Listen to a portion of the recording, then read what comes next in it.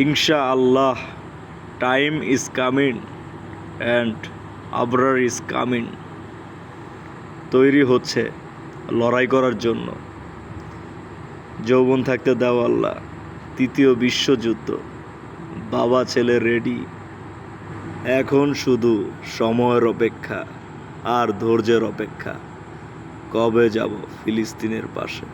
সবার উদ্দেশ্যে একটা কথাই বলতে চাই, নিজেকে এবং নিজের মানুষদেরকে তৈরি করার চেষ্টা করুন সময় থাকতে।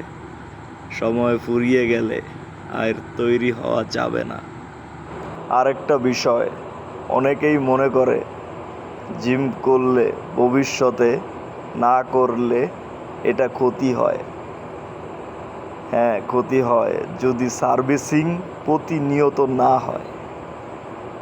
সার্ভিসিং যদি প্রতিনিয়ত হয় তাহলে ক্ষতি হয় না।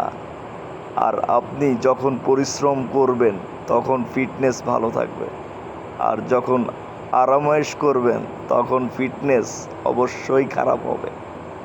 ভালো থাকবেন সবাই, আর আমার ছেলের জন্য দোয়া করবেন, ও যেন ইসলামের সৈনিক হতে পারে এবং ভালো মানুষ হতে পারে। আল্লাহ হাফেজ।